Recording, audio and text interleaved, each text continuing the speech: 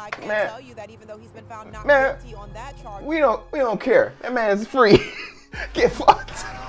NANI?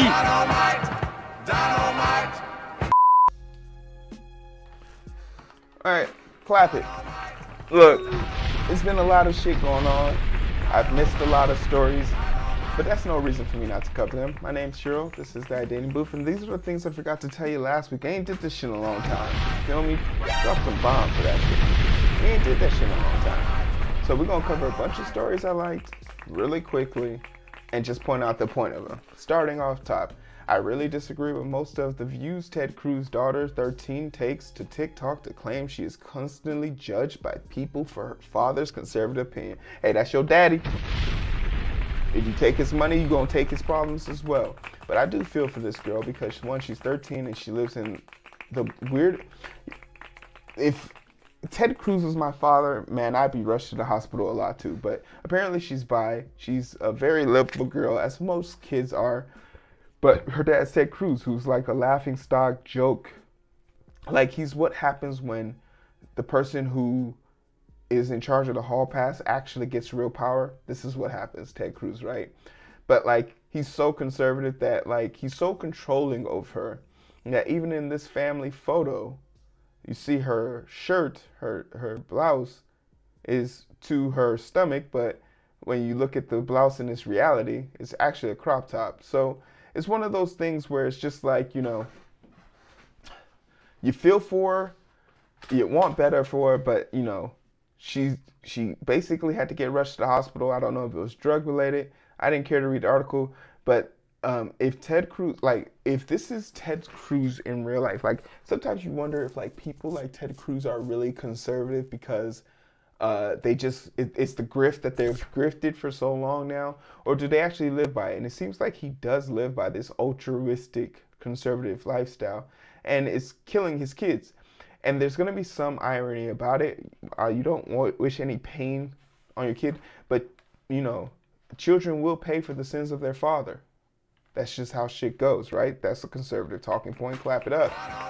Next topic. Yo, TSA got their ass handed to them during this last, you know, winter haul, but maybe some of y'all didn't get to fly, and it's good reason, because TSA found a record number of guns in carry-on bags. And if I think about this, carry-on bags are the ones that you take on the plane with you. And I just have to say, when you have so many guns in your life that you willfully forgot where the ammunition was put or where the gun was put, we have a problem. Clap it. There's a problem in this country.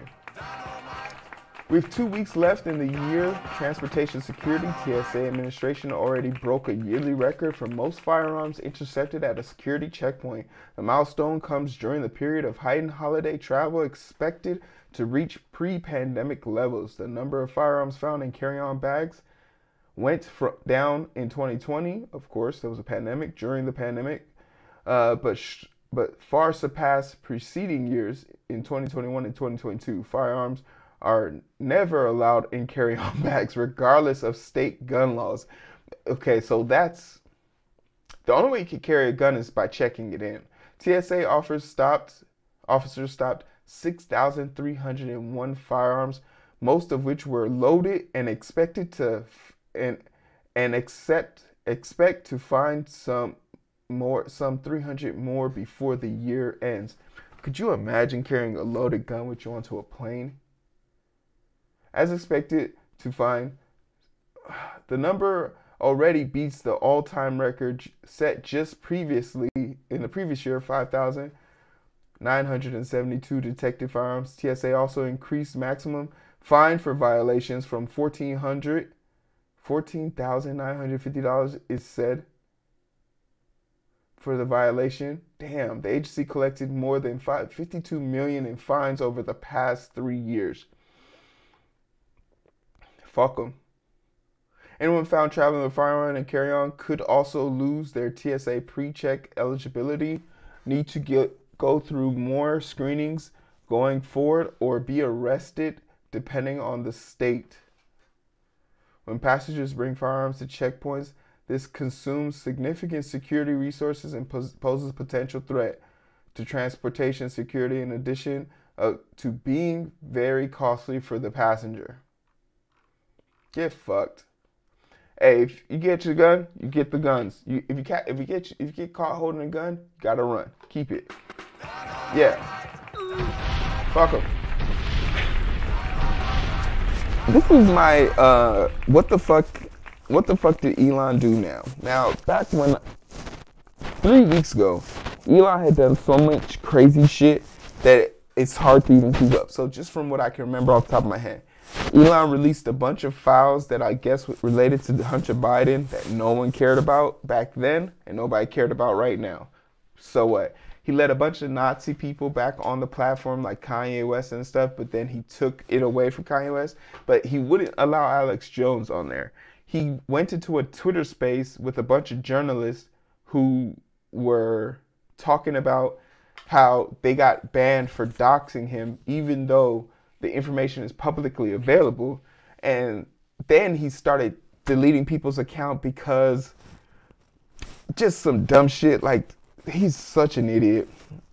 And then he did like a Twitter poll, should he step down? And everyone said, yes, he should step down. And now he's like, then he created another Twitter space after like people found out that, oh, even if you're banned, you can still go into Twitter space. So then he like said, okay, if you're even sharing other people's links to other people's profiles, that's doxing them as well. Yada, yada, yada. He called the police about someone following him and his kids and accused the person who had the Twitter plane thing up that tracked his jet. It's so much nonsense. But basically, it all encompasses into it being this.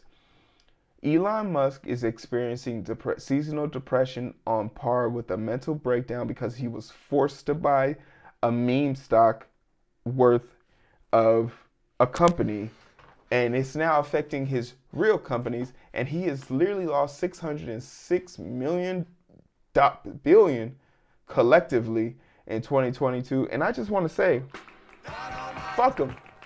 I hope you never see the end of your losses. You arrogant asshole. Take that same plane. And then he's talking to like Russian people who are making manifestos about destroying the world, saying epic. Fuck Elon Musk. Some more, yeah, this was about the Elon Musk thing. Fuck him. Tesla's down money. I've already sold all my shares. I just watched it burn. I was like, fuck it. Do want to talk about this though. Sergeant in 2020 has been found not guilty. Now, this news was shocking to so many people, and the verdict has caused some backlash from the prosecution and the victim's family. Fox 26's Gabby Hart joining us live. Gabby, I understand I'm not surprised. Attorney saying justice was served. Rashi, that is correct. They held a press conference today where they said that there's been a conflict of interest from the very beginning. They also went as far as to say that HPD should have never been investigating this case in the first place. They were counting on a jury that would not let somebody that looked like our client be acquitted of killing what turned out to be an off-duty officer. On Tuesday, a jury found Robert Solis not guilty in the murder of HPD Sergeant Sean Rios. Rios was killed in what's being called a road rage clash that led to a shootout in November of 2020. On Wednesday, Solis's legal team saying that their client never should have ended up on trial to begin with. Not one shred of evidence ever pointed to him not having the right of self-defense. The shooting took place near North Interstate Highway 45. Rios, a 25-year veteran, was in plain clothes when that gunfight broke out. He stumbled into the Taj Inn Suites for help before collapsing and later dying from his wounds. It was always self-defense. Every bit of evidence pointed that direction. Everybody, and I mean everybody, is entitled to a fair chance at justice.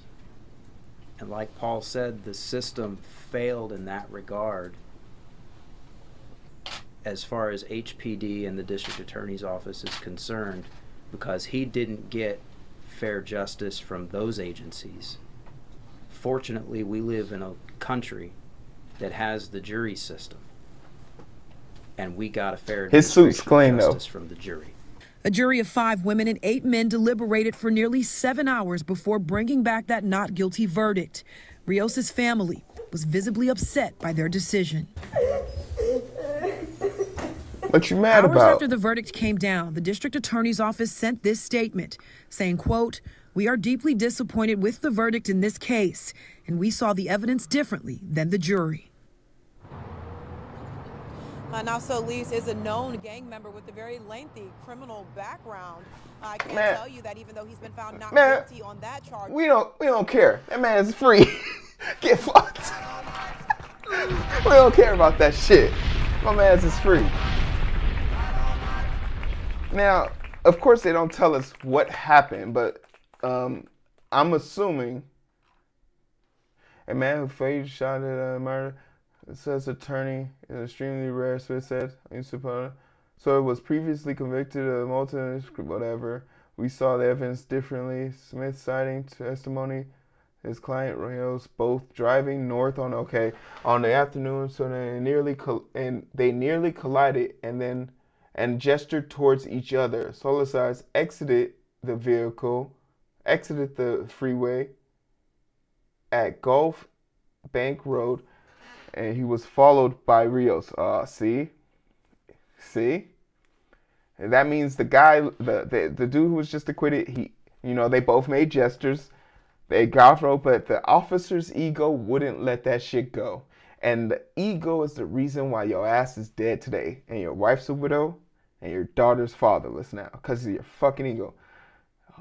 Rios got out of his gesture towards Rios Bank Road and followed Rios into the parking lot for Cactus King Nursery, which is just east of I-45 Airline Drive.